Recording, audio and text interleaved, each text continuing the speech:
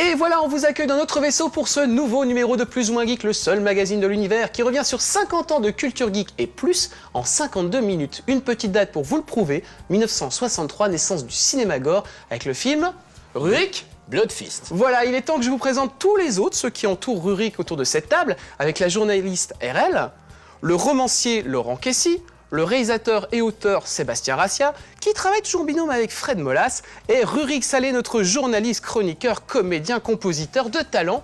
On retrouvera un petit peu plus tard dans l'émission François, notre spécialiste talent web. François qui est cascadeur à ses heures perdues. Tout de suite, le sommaire. Aujourd'hui, vous découvrirez la série télé Punky Brewster, Nicky Larson, la série animée, mais aussi le film American Flag, l'interview carrière du réalisateur de Commando, Baptiste et Nico, qui enquêtent sur le déplacement du corps et de l'esprit. Une enquête geek sur l'e-sport, Laurent plongé au cœur des utopiales, le réalisateur de court-métrage F Manga et l'incontournable Shopping List. Rejoignons maintenant David et son équipe. C'est pas une spéciale Rurik parce que j'ai parlé de cinéma gore, mais on commence quand même avec toi. Rubrique cinéma avec Rurik.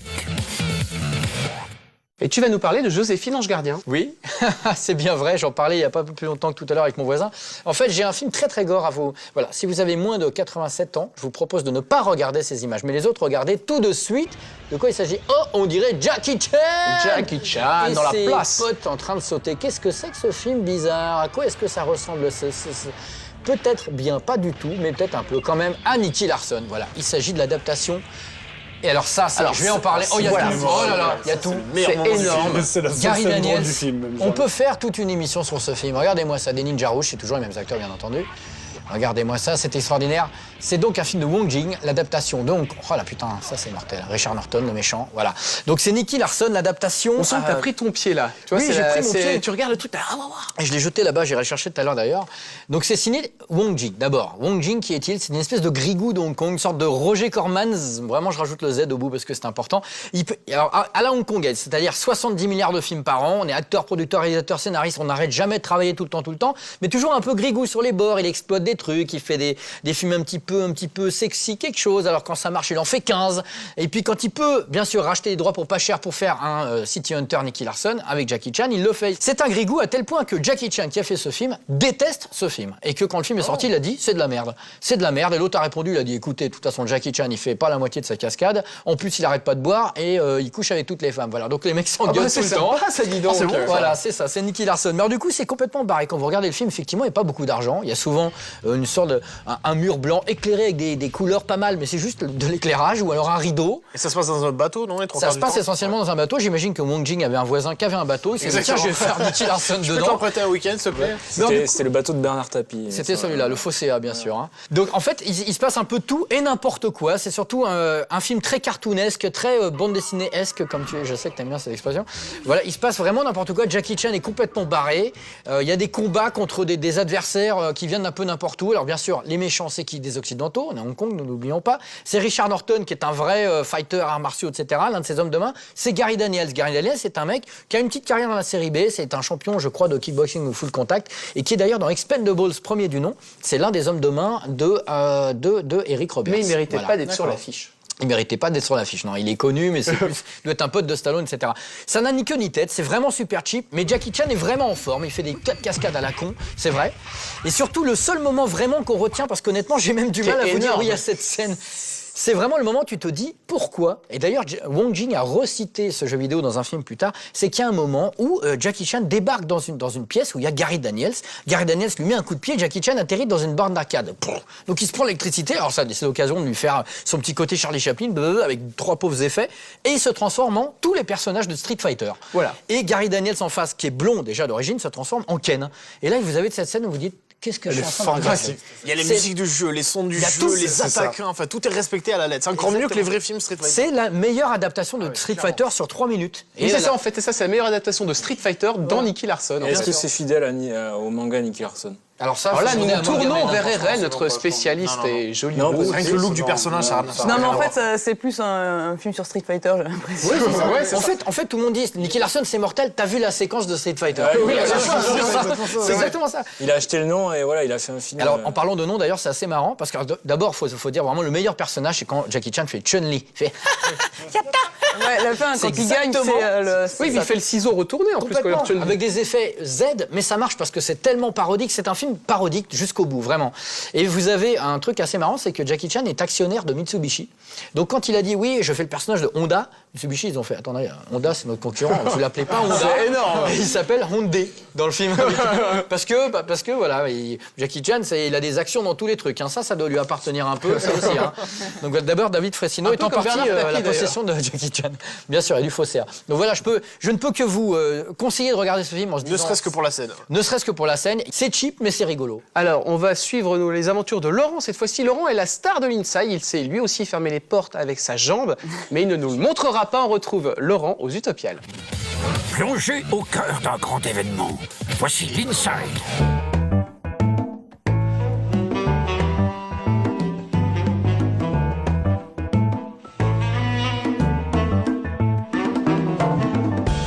On est devant le centre des congrès de Nantes où ont lieu les Utopiales. Et les Utopiales, c'est le festival international de la science-fiction. Et sur tous les supports. Donc il y a du cinéma, il y a de la littérature, il y a de la bande dessinée, il y a des expos, il y a des conférences. Et moi, ce que je fais là-dedans, c'est que j'anime des conférences, je parle à des tables rondes, je dédicace. Ça va être super, quoi. Venez. Et oui, nous voici en région nantaise pour THE événement qui excite Laurent depuis des semaines, voire des mois. Un événement auquel il se rend chaque année avec un plaisir non dissimulé, le coquin. Car Laurent a une vie bien remplie, lui. Et non, ce n'est pas qu'une voix off.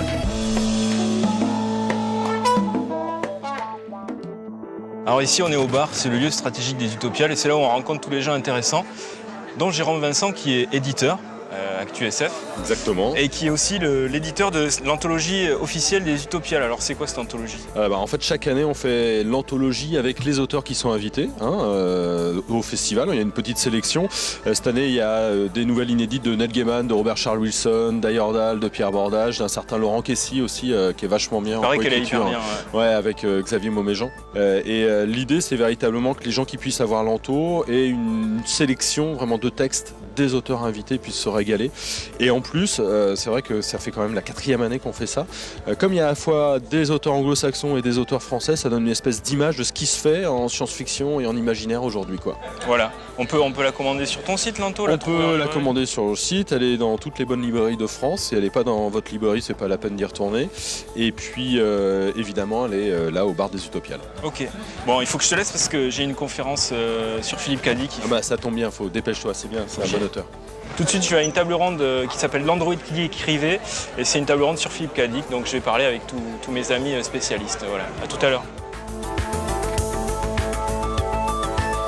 Ce qu'a dit Norman est très important, la multifocalisation dont il parlait, la multiplicité des points de vue, c'est un truc très important chez lui, dont il a usé, abusé. Je trouve qu'en termes d'écriture, il arrivait à un point où vraiment il commençait à ouvrir des portes littéraires et j'aurais été très intéressé de voir ce qu'il allait faire après. Moi je trouve ça très intéressant au contraire, la fin de carrière. Bon, la table ronde est finie, j'espère que j'ai pas dit trop de bêtises. Et maintenant, il faut que j'aille dédicacer des livres. Enfin, j'espère que je vais en dédicacer. On est devant la librairie et donc j'y vais tout de suite. Les Utopiales, dont la première édition s'est déroulée en 1998 et qui réunit près de 50 000 visiteurs passionnés de SF et de fantastique, dont le désormais reconnu comme un automate dément reprogrammé à la mi-temps. J'ai lu le prologue et je l'ai embarqué, il est dans mon sac à l'hôtel, mais j'ai oublié de le ramener. D'accord. Hop. C'est archi. Le sofa, là, c'est pas mal. Ouais. Marouflage? Non, c'est pas ça? Et alors, vous l'avez lu, le recueil? Ouais, j'ai bien aimé. si vous revenez, c'est que... Ah oui. C'est Nosferatu. L'a reconnu, c'est le du jeu. Laurent Kessy. J'espère que tu ne t'es pas fait offrir un exemplaire, Rurik. Parce qu'aux Utopiales, prévoyez un petit budget. Il y a de tout, du neuf, mais aussi du collector. Présentation par Laurent. Là, on est devant l'expo Amazing Science qui parle des pulps et de la science des pulps. Et là, il y a des exemples de vrais pulps. Les pulps, c'était les revues du début du siècle, fin des années 20, 30, 40, très populaires et dans lesquelles la science-fiction américaine est née. Et c'est assez rare d'en voir, voilà. Et je trouve ça très très beau, moi. C'est assez fascinant.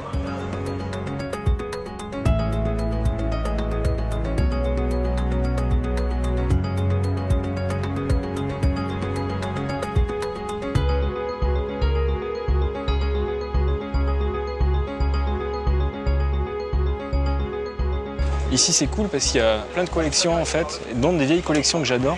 Il y a plein d'ailleurs et demain, par exemple. La collection un peu de prestige de l'âge d'or de la SF française et anglo-saxonne. Et le club du livre d'anticipation aussi, qui étaient des livres qu'on commandait. Il fallait s'abonner, on ne trouvait pas dans les librairies. Et ça, c'est vraiment des bouquins assez rares. J'en ai pas beaucoup. Si vous voulez me faire des cadeaux, voilà, c'est le moment, les gars. RL, David, si vous voulez m'acheter quelque chose. Et puis, on trouve aussi des autres petites collectes que j'adore. J'adore celle-là, la collecte Titre SF. On retrouve ce titre de Philippe-José Farmer, dont j'ai parlé à un autre moment dans l'émission, qui est un livre un peu porno sur Tarzan et Doc Savage. Voilà, celui-là, il est vraiment super bien. Voilà, ici, c'est un peu pour les gros nerds de vieux bouquins comme moi, quoi.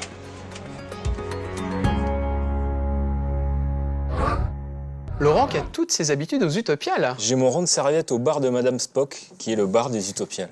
Allez, et d'ailleurs, tu vas y croiser souvent RL. Mais ça, vous le saurez dans les prochains épisodes. Et en attendant, vous allez avoir RL tout de suite en vrai sur ce plateau. Rubrique culture japonaise avec RL. Voilà, si je vous dis XYZ, vous voyez de quoi je veux parler? Alphabet. Non. Chromosome. Alors, Des pour ceux qui lettres n'ont de pas encore l'alphabet. trouvé la réponse en image, ce sera plus simple. Voilà. En fait, je vais parler de City Hunter. Nicky Larson. Nicky Larson. Eh oui, oh là Parce qu'il paraît qu'il y a une adaptation avec Jackie Chan. Tu nous en parleras après. Tu nous en parleras s'il te plaît, oui. Et on se rappelle, alors là, c'est le générique japonais. Voilà, parce donc que il t'aimes pas s'appelle nous Ryo mettre les... Saeba en japonais. T'aimes pas nous mettre les génériques Mais non, français, mais parce alors- qu'effectivement, Nicky Larson, C'est vrai. Nicky Larson. Personne. Mais on retrouve quand même le design dans celui-là du générique de Cat Size. C'est vrai, t'as raison. Hein, avec un peu les ombres, tout ça. Donc ça accompagne Laura en français, voilà, qui s'appelait Kaori en japonais. Il y a 140 épisodes, 3 films et 3 TV special. Et en fait... Oh, TV Special. TV special.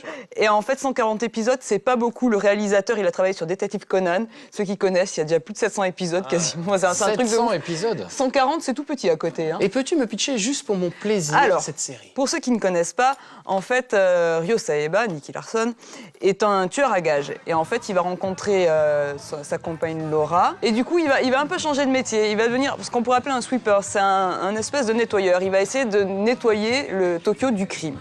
Voilà, donc il va prendre plus ou moins tous les jobs qu'on va lui demander en mettant l'annonce XYZ sur le... C'est la même version dans le manga que dans l'animé. C'est-à-dire que dans l'animé, il rencontre Laura parce que son meilleur ami, qui était le frère de Laura, meurt.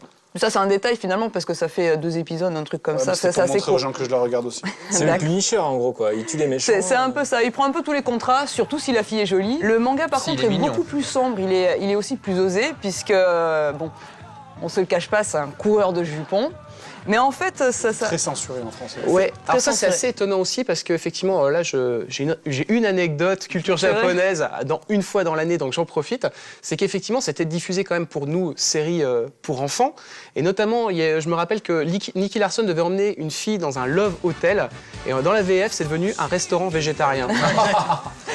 Alors qu'il y a des meufs déguisées en Bonnie comme ça qui viennent, mais je peux pas les faire à l'antenne. En fait, dans le manga, c'est vraiment un personnage très complexe qui est en souffrance, notamment quand il tombe amoureux de Kaori, puisqu'en fait, c'est une histoire d'amour, en fait, City Hunter. On s'en rend pas forcément compte, mais il est amoureux de cette femme et en même temps, c'est quelqu'un qui a un passé vraiment sombre et c'est quelqu'un de dangereux. Et puis, bon, en même temps, c'est quelqu'un de sensible. Il a de la compassion pour ses clientes, mais peut-être un peu trop. Il sait pas trop bien le montrer, donc il passe plus de temps à leur courir après, à leur faire des avances. Alors, j'ai une question justement justement, je parlais de la VF, mais par exemple, quand il remplace le mot balle par le mot boulette, ou le « Ouh là là, il va me faire bobo ». Alors, comment toi tu le vis?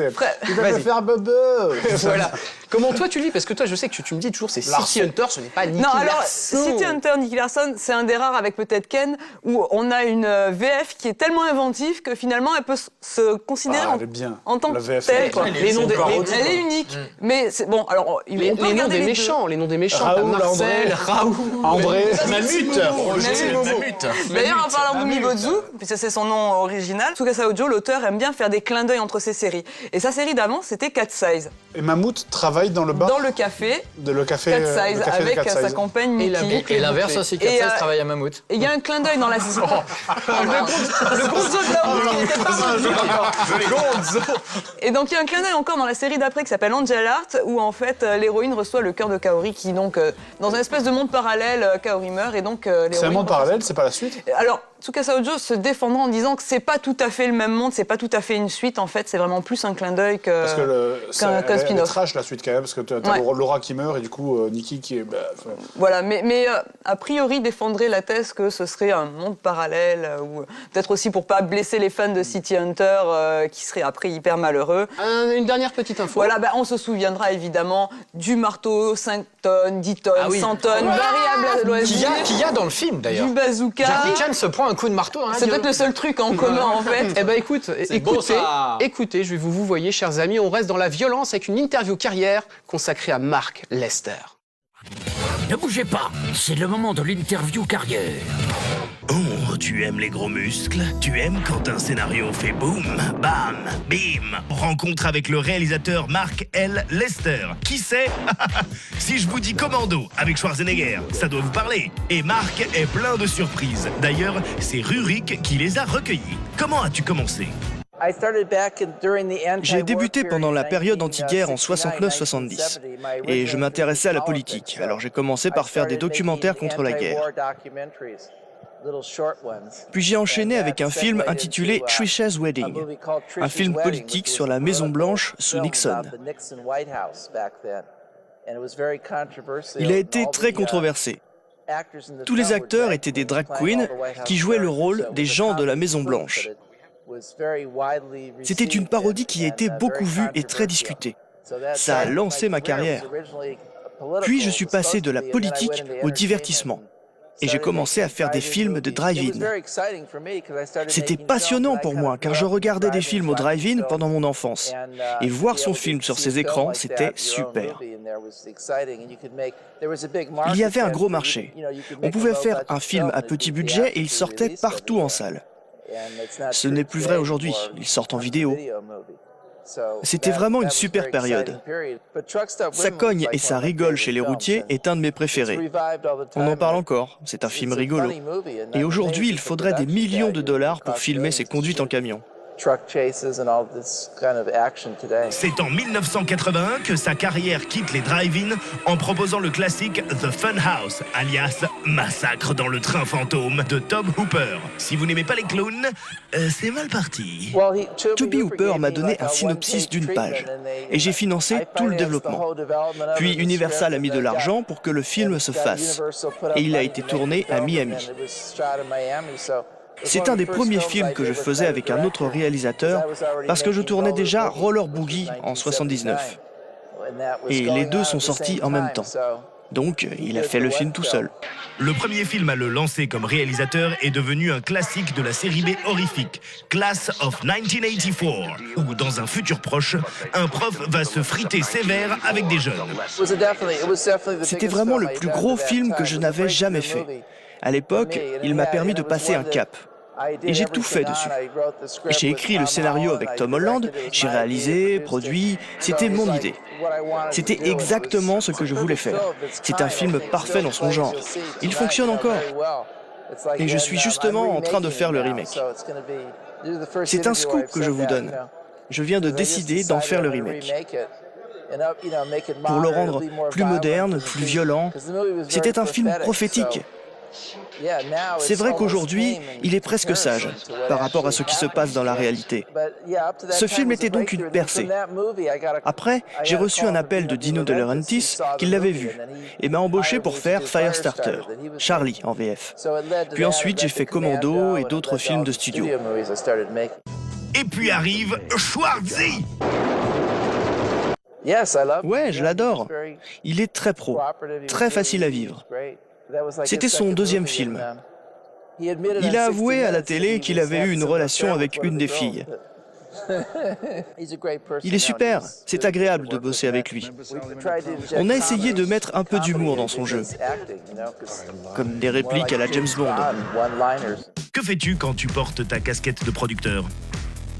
Je vais faire un film intitulé Dragons of Camelot, qui sera un film de SF fantastique. C'est vrai qu'en général, je me contente d'en produire des tas pour Sci-Fi. J'ai produit Lost Colony, Simbad et le Minotaure, La Belle et la Bête, Yeti, tout un tas de téléfilms de ce genre. J'ai fait aussi Sunsharks, ou un film qu'on vient de finir, Jurassic Attack. Je fais donc plein de téléfilms fantastiques, mais en tant que producteur. Parle-nous de Showdown Little Tokyo, un film qui associe Brandon Lee et Dolph Lundgren comme deux inspecteurs adeptes du coup de tatane qui se frottent à des yakuza. J'ai adoré. J'aime aussi beaucoup ce film. Il venait aussi d'une de mes idées. J'avais lu des articles sur les yakuza à Los Angeles. Et j'ai trouvé que ce serait une super idée pour un film. Il y a une grande scène dans les bains, avec les yakuza tatoués de la tête aux pieds. Et ça commençait à coûter cher de leur faire leurs faux tatouages. Alors j'ai passé une annonce demandant des Japonais tatoués pour tourner dans un film.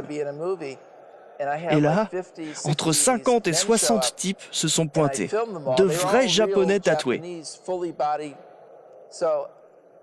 Pendant mes recherches, la police disait qu'il n'y avait pas de Yakuza à Los Angeles. Mais après le tournage, ils voulaient les noms des gars du film. Et ils me harcelaient pour que je leur donne la liste des gens dans la scène de bain. Et j'ai répondu, non, ils vont me tuer, ce sont des Yakuza. Je croyais qu'il n'y en avait pas à Los Angeles. Et tu ne leur as rien donné? Non, non, je leur ai rien donné. Donc tu as encore tous tes doigts. Ouais, ils sont tous là. Rurik et Marc ne pouvaient pas ne pas parler de Steven Seagal, bien entendu, que Marc voulait pour un film. Alors je lui ai proposé Dans les griffes du dragon rouge. Il devait y participer, mais il m'a fait peur. Je suis allé chez lui et il a sorti tous ses flingues pour les poser sur son bureau. Il a dit « Je bosse pour la CIA, je peux assassiner des gens ». Donc j'ai dit...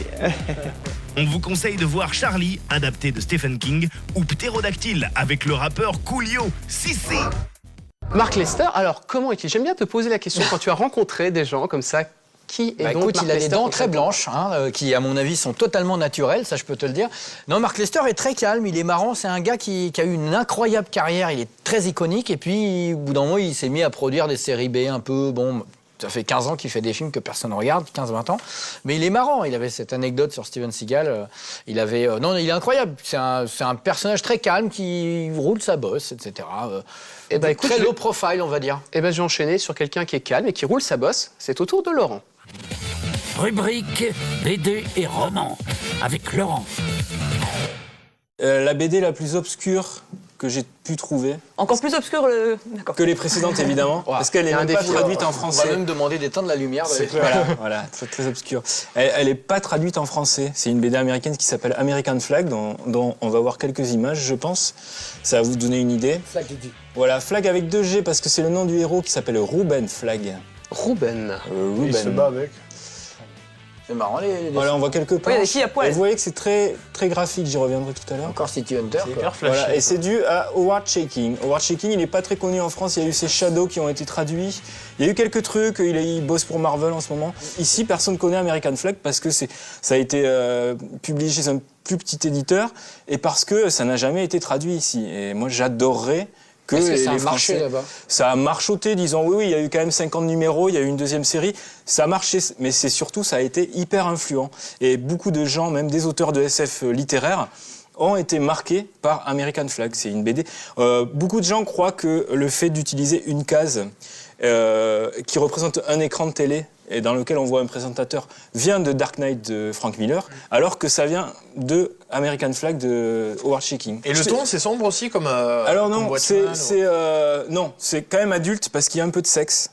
L'histoire, c'est Ruben Flag qui vit sur Mars parce que le gouvernement américain, après plusieurs guerres mondiales, on saisit un peu le background au fil du temps, le gouvernement américain a immigré sur Mars. Ruben Flag, qui est la star d'un holo TV show, c'est-à-dire une série télé en holovision avec des hologrammes, se fait virer parce que on a trouvé un moyen de remplacer les acteurs par des personnages comme ça, en hologramme, mais dirigés par des ordinateurs.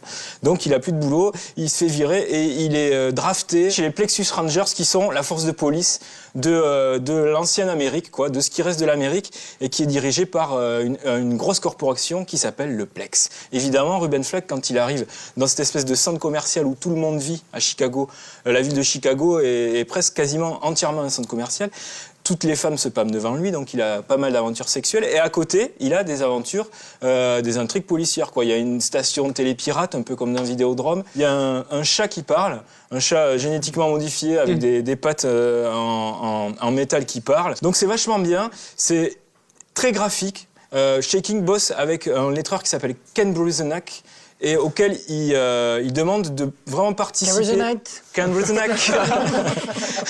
Ken Bruzenak, à l'époque, en plus, on fait le lettrage à la main, on n'a pas les ordi et tout ça. Et c'est un des premiers auteurs qui prend la dimension graphique de la planche et qui ne l'utilise pas simplement pour la narration, mais c'est vraiment des œuvres, ces planches. Le lettrage est hyper important. Parfois, le décor n'est que du lettrage.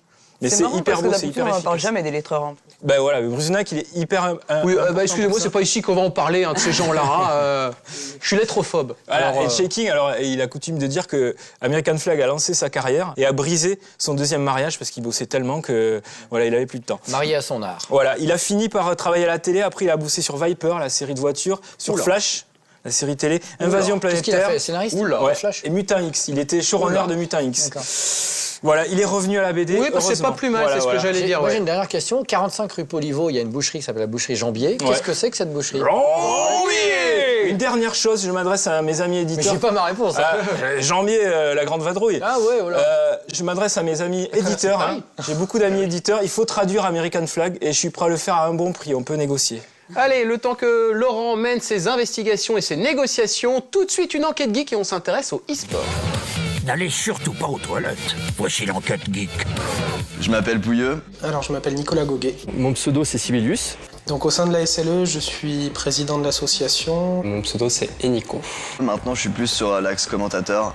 Je suis responsable de League of Legends, en fait des tournois League of Legends. Et je suis un pro gamer. Les amis, aujourd'hui, je vous propose de faire du sport.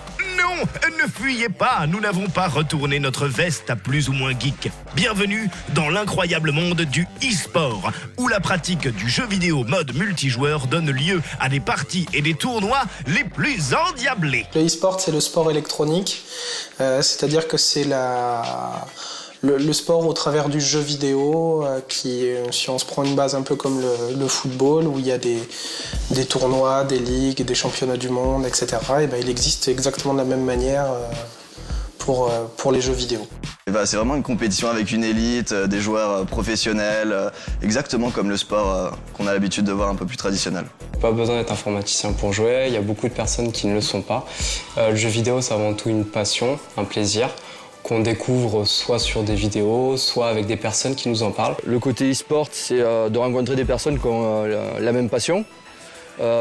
Et de pouvoir parler un petit peu le même dialecte. Avec Getray qui doit faire l'exploit, situation de 1v3, Crossfire, côté des Very Games, on contrôle la bombe, on l'a entendu. Getray, et c'est Smith qui conclut le round. Allez, le réveil des Very Games qui mettent au GR.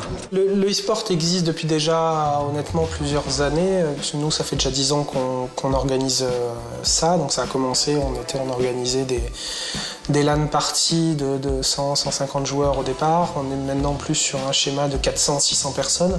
Actif sur la scène en France, je pense qu'on peut parler de centaines de personnes facilement, peut-être un petit millier je dirais.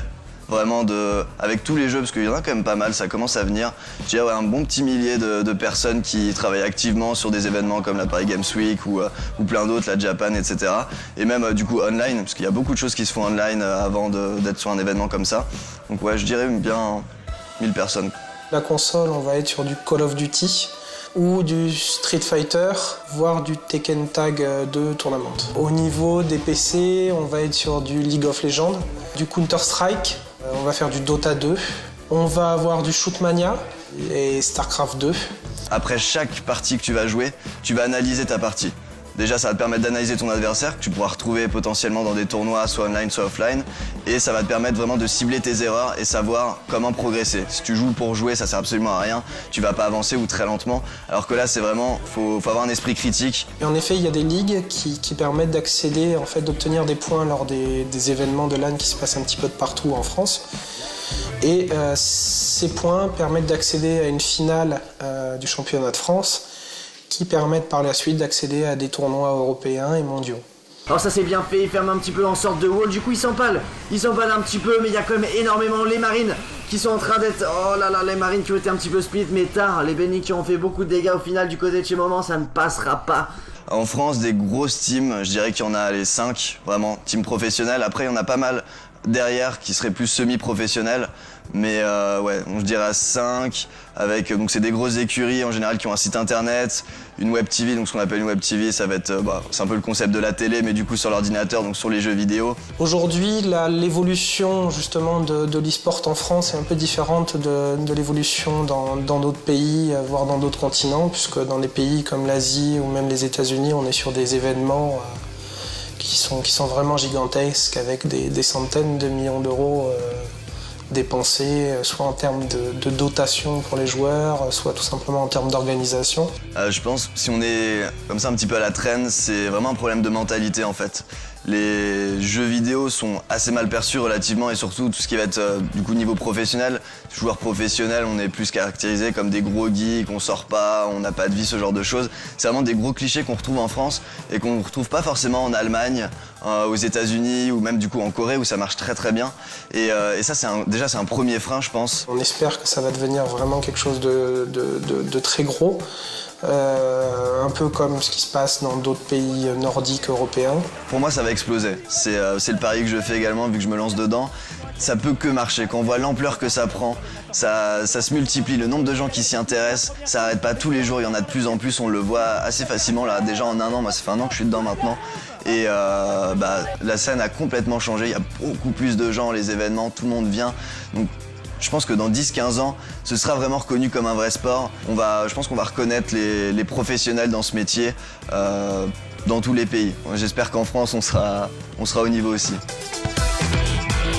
Et sachez que d'après plusieurs estimations, on considère que 500 000 personnes se donnent à l'e-sport régulièrement. Je crois que je vais m'y mettre avec mon PC Pentium 2. Je pense que c'est pas gagné. Chez vous, vous avez eu le temps d'inonder le forum. Laurent, tu as fait une bourde monumentale. Je te donne le gonzo de la mort, le gonzo de la honte. Et tu peux nous dire car quel bourde il Janvier s'agit vient de la traversée de Paris, ok. Allez, je pense que ce que tu peux faire... Ce que tu peux faire maintenant, c'est te téléporter, faire un voyage astral. C'est le thème de cette nouvelle rubrique Histoire et Nouvelles Technologies. Rubrique Histoire et Nouvelles Technologies avec Baptiste et Nico. Bon patron, on travaille sur quel dossier aujourd'hui avec Baptiste? Le déplacement du corps et de l'esprit. C'est parti.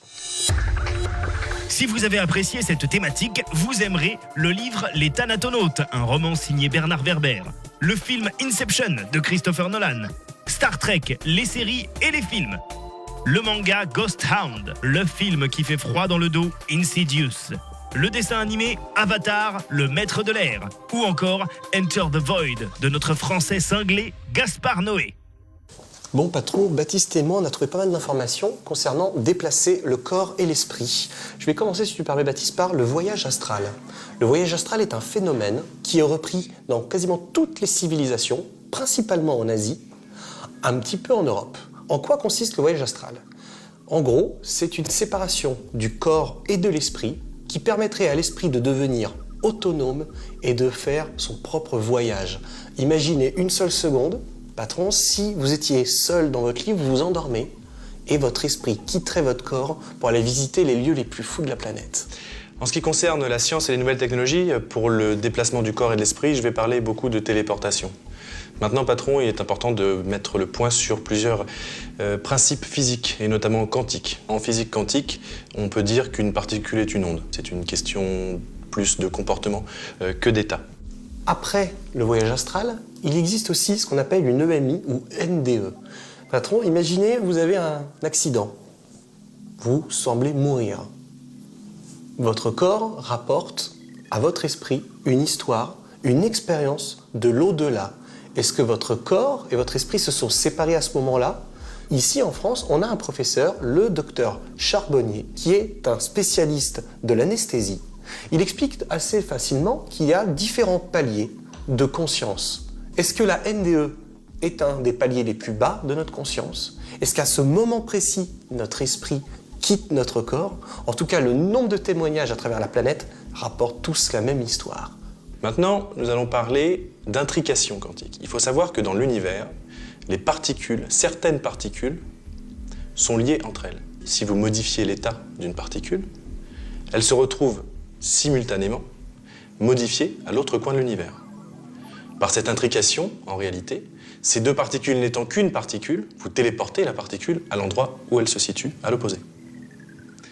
Des scientifiques viennois ont réussi, en mai 2012, à téléporter un photon lumineux à 143 km de distance. Si vous voulez protéger une information top secrète, vous pouvez la téléporter instantanément à 143 km de distance. Il est totalement impossible d'intercepter l'information puisqu'il n'y a aucun chemin entre les deux. C'est une téléportation. Moi, je vais vous parler d'expériences aussi top secrètes qui ont été réalisées pendant la guerre froide, principalement par la CIA. Imaginez un médium, une personne qui aurait la capacité de faire ce qu'on appelle une projection astrale. En tout cas, la CIA pensait que c'était envisageable. Numéro 1, le personnage, au centre de la CIA, projette son esprit quelque part en URSS, exemple, dans un endroit où il pourrait y avoir un dépôt d'armement militaire. Pour que ça fonctionne, il faut qu'il y ait un médium d'un côté et un récepteur de l'autre. Le médium va voir dans les yeux du récepteur. Les résultats montrent, en tout cas, ce que la CIA a laissé entendre dans des dossiers déclassés, que les résultats étaient probants. Deuxième test, ils vont mettre un médium et retirer le récepteur. Et là, pour le coup, le médium ou projecteur astral voyait très clairement des détails que même un satellite ne pouvait pas voir à l'époque. Est-ce que ce type d'expérience qu'on appelle capacité psychique existe-t-il toujours? La CIA, le KGB, toutes les organisations top secrètes du monde les ont étudiées et a priori continuent à les étudier. En conclusion, patron, ce n'est pas demain que nous pourrons nous téléporter comme dans Star Trek, Sliders ou encore Code Quantum, mais nous nous rapprochons véritablement de ces méthodes qui pourraient vraiment, demain, apporter des implications très importantes dans l'avenir de l'humanité. Nous espérons que ces informations, comme toujours, seront utiles à l'organisation. En tout cas, maintenant que je sais qu'on peut se téléporter et faire du voyage astral, et ben moi je reste sur ce plateau, c'est le moment d'aborder ma rubrique. Rubrique série télé avec David. Allez, je vous emmène en 1984 pour une série qui a duré jusqu'en 1986 et qu'on a découvert dans le Club Dorothée en 1987, c'est Punky Brewster. Punky Brewster, vous allez me dire, qu'est-ce que ça fiche sur un plateau sur la culture geek? Et ben c'est pour aussi aborder avec vous les codes du sitcom. Alors par exemple, si on était dans un monde de sitcom, déjà, on serait tous comme ça. Quand je ferais une entrée en plateau, vous feriez... Si par exemple, RL mettait sa tête sur Seb... Et si par exemple je vous disais mon chien est mort. Ouais. Voilà, c'est une sitcom qu'on a pu voir sur NBC. Alors pourquoi je l'ai choisi, les amis? Alors je vais peut-être refaire un pitch. Non, je vous le dirai tout à l'heure pourquoi j'ai choisi. Je vais vous faire le pitch, c'est l'histoire de Punky Brewster. Elle a été abandonnée, elle va squatter dans un appartement vide, appartement qui juxtapose celui de Henri Varnimont, qui est un vieux veuf, ancien photographe, un photographe sur le déclin. Et on va voir quelques images tout de suite et vous allez vous rappeler du générique. Pareil, les gars.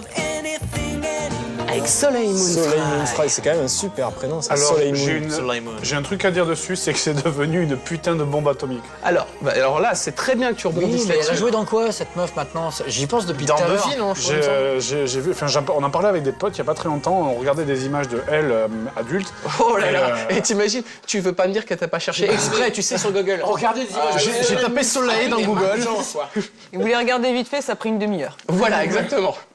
Alors, Punky Brewster, de son vrai nom, Penelope. Donc, ce qui est très touchant dans cette sitcom, c'est pas forcément les vannes. Les vannes, elles sont franchement hyper pourries. Ce qui est vraiment touchant, c'est cette histoire de cette petite fille qui va finir par finalement séduire, mais dans le bon sens du terme. Attention, il n'y a absolument aucun truc sous-jacent au malsain. Ce vieux veuf qui va finir par l'adopter au fur et à mesure des saisons. C'est super touchant parce que moi, je trouve que quand je l'ai regardé, j'avais une dizaine d'années, et c'est le moment où tu as la peur de l'abandon. Et c'est vrai que la série commence, la sitcom commence, elle va au supermarché avec sa mère, elle sort du supermarché, sa mère s'est barrée. Le seul compagnon qui est là, c'est son petit chien qui s'appelle Bandy. Rappelez-vous, il avait un petit bandana. Et Punky Brewster m'a surtout aussi décomplexé complètement des vêtements que je portais à l'époque, parce que Punky Brewster, c'est 2 chaussures différentes, des petites couettes. C'est super facile l'adoption aux États-Unis. En fait, tu trouves un gamin, tu l'emmènes chez toi, tu l'adoptes. Ouais, alors ça, c'est Arnold et Willy, c'est pareil. Attends, oui, c'est vrai. Ouais. On remercie les drumondes et les varnimons qui permettent aux enfants de trouver des foyers.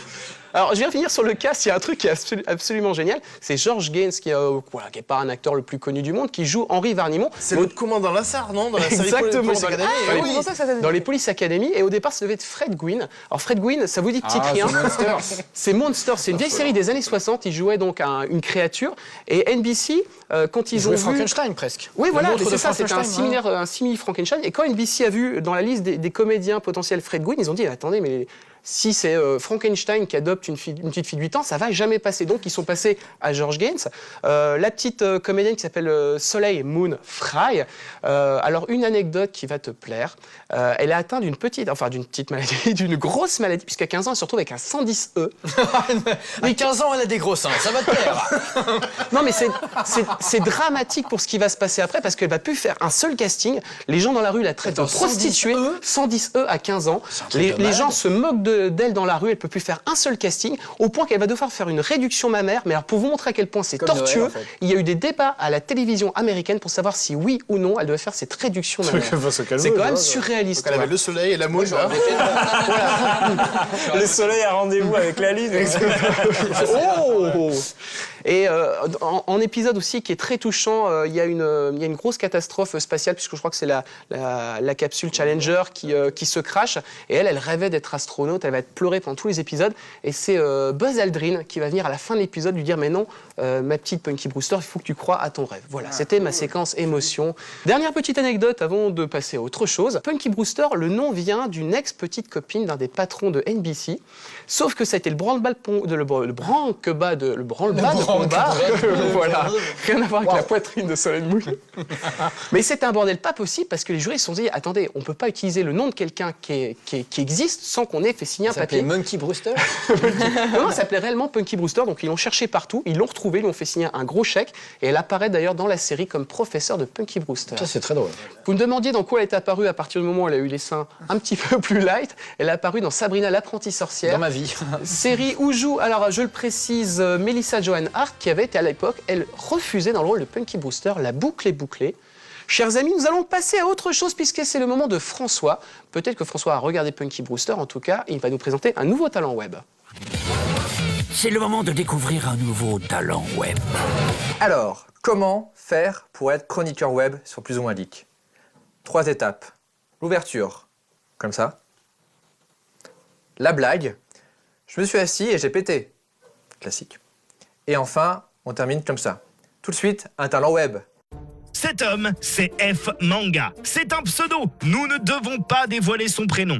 Mais ce qu'on peut vous dire, c'est que ça commence par un F. Il fait partie des nouveaux espoirs français de la réalisation issus du court-métrage. Mais comment as-tu commencé? Donc j'ai fait les Beaux-Arts. Ensuite, j'ai fait une fac d'art plastique. Entre-temps, j'ai travaillé pour AB Productions. J'ai fait de la pub, j'ai fait mes premiers clips chez eux. J'ai fait Coma, Misty Oldland. Et ensuite, après la fac, j'ai commencé à bosser pour Universal. Et plutôt, j'ai commencé à bosser pour Virgin, BMG et ensuite Universal. J'ai fait pas mal de pubs pour eux. J'ai fait beaucoup d'artistes internationaux. des gros artistes. Quelles sont tes influences? Mes influences ne sont pas que cinématographiques, hors les frères Scott et d'autres relativement importants. J'ai aussi été influencé par la peinture et la photographie. Dans la photo, notamment Robert Frank, et en peinture, Hooper, des gens comme ça. Parle-nous de ton court-métrage Deadline. Deadline, à la base, n'aurait jamais dû se tourner. C'est-à-dire qu'au départ, je devais tourner un autre film qui s'est pas fait pour des raisons de production. Donc j'ai écrit Deadline avec Antoine Doll, qui est le co-auteur de ce film. Et on a tourné en 3 jours avec un mini budget, à peu près de 300 €. Il y a eu vraiment beaucoup de travail de post-prod parce qu'en fait, on a tourné en équipe hyper réduite. On n'avait pas de chef-op, c'est moi qui ai fait la lumière. C'est moi qui ai cadré, donc voilà, il y avait beaucoup de choses à rattraper en post-prod. I never did shit out of my life. I always thought that I would do the right things at the right time, that I would get the job done and everything would be okay. Pourquoi avoir tourné en anglais? Disons que la tradition française n'a pas encore vraiment intégré ce film de genre, que ce soit la science-fiction, que ce soit le film d'horreur, même si le premier film qui a été fait, le premier film français qui a été fait était un film de science-fiction, c'est Méliès, merci. La tradition a vite été absorbée par les Américains, par d'autres. Nous, on est, je sais pas si c'est une question de problème de budget, on est vraiment revenu à des films d'auteur, à des choses plus proche de l'humain, même si un film de zombies, c'est finalement assez proche de l'humain. Je trouvais que ça fonctionnait pas en français, en clair. Donc mes films ne sont pas ancrés dans la tradition française, encore une fois. Donc je trouvais qu'il était plus logique de tourner en anglais. Parle-nous du court-métrage suivant, répondant au doux nom de Solide. Grosso modo, c'est l'histoire d'un type, H, qui se retrouve pris à partie par des types. Il ne sait pas pourquoi. Il rencontre une jeune femme qui s'appelle Ilvi et qui lui dit qu'en fait, il détient un objet qui est crucial pour l'avenir de l'humanité. C'est-à-dire que c'est une sorte de balise qui va envoyer un signal pour une invasion extraterrestre.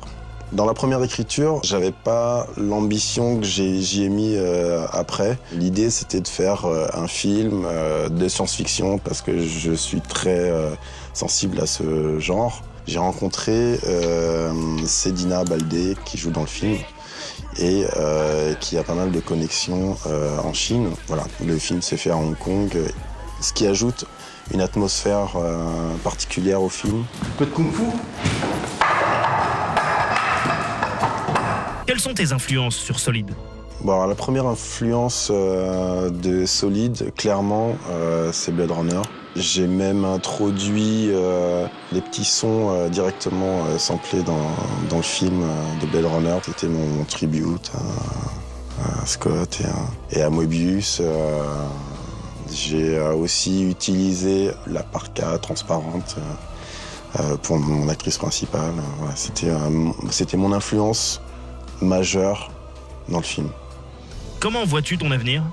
Moi, ce que j'aimerais faire, c'est des films après, pas forcément des films avec des explosions, avec des morts, du sang, de la peur. Il faut juste que le scénario me plaise et j'ai envie de te dire, faisons-le, quoi. Même si j'ai écrit d'autres scénarios pour d'autres films à venir, pour l'instant, Solide, c'est la priorité. Voilà encore un nouveau talent qui émerge d'Internet. Alors, halte aux vidéos de chatons et de mamies qui tombent et place aux créatifs. On est revendicatif dans Plus ou moins Geek.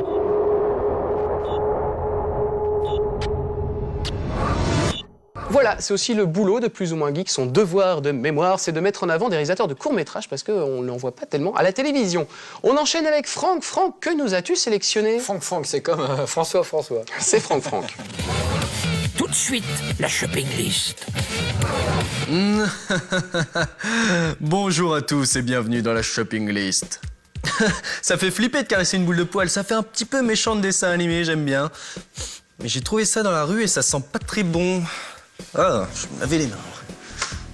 Le musée Disney chez Glénat, un livre très intéressant qui mélange humour et histoire de l'art. Vous pourrez revisiter la culture artistique tout en ayant droit à des détournements de sculptures, de fresques égyptiennes ou même de peintures, partant de la préhistoire, allant jusqu'à la Renaissance pour finir sur des œuvres connues comme celles de Picasso, Magritte ou même Andy Warhol. Étant moi-même fan de l'art, j'ai envie de dire que c'est un coup de cœur de la shopping list. I love it. Laurent Kessy vous conseille les ballons dirigeables rêve-t-il de poupées gonflables chez ActuSF. Entre fantaisie et fantastique, Karim Berouka nous propose un livre où le rire se mélange à l'effroi. Laurent vous dit que c'est de l'ancien chanteur Ludwig van 88, c'est drôle décalé et inclassable. Et maintenant, on va passer une petite sélection de shoujo à retrouver chez Glénat. Il y a tout d'abord Monochrome Animals, l'histoire d'une orpheline de 15 ans qui va se trouver dans un lycée de fauves, ou alors Princesse Sakura, encore une orpheline. Décidément, ils font que ça en ce moment ou quoi? Enfin bref, elle va vouloir échapper à un mariage forcé, mais une nuit de pleine lune, elle va tomber sur un démon immortel qui voudra la tuer. Ah. Buffy contre les vampires chez Panini Comics. Si vous avez aimé la série culte de Josh Whedon, Buffy contre les vampires, eh bien plongez-vous dans ce comics avec une 9e saison inédite et exclusivement en bande dessinée.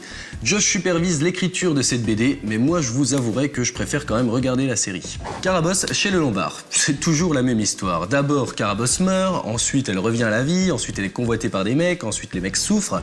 Enfin bref, dans cette BD, les organisations comme la CIA ou des sectes dévouées à son culte vont remonter la source de cette légende. L'assassin qu'elle mérite, c'est chez Vent d'Ouest. Ce sont deux riches qui vont faire en sorte qu'un jeune homme pauvre nommé Victor soit transformé en ennemi de la société. Mais avant ça, ils vont le combler de richesses et de luxure avant de lui couper totalement les vivres. Victor va ensuite s'enfuir et tomber sur un mec antisémite. Et si vous ne savez pas ce que c'est ce mot, antisémite, eh ben je vous laisse découvrir ce petit documentaire de quelques secondes. En ethnologie, ce sont les peuples parlant une langue du groupe sémite. Ces peuples se situent principalement au Moyen-Orient, en Éthiopie, ainsi que l'Érythrée. Le mot a été forgé à partir du nom propre Sem, en hébreu Sem, en arabe Sem, ce qui signifie nom, renommée, prospérité, désignant un des fils de Noé. En conclusion, une personne antisémite n'est autre que quelqu'un n'aimant pas ce peuple. Donc vous l'aurez compris, être antisémite, c'est pas super. C'est pas bien quoi. Et si demain, les virus informatiques se transmettaient à l'homme ?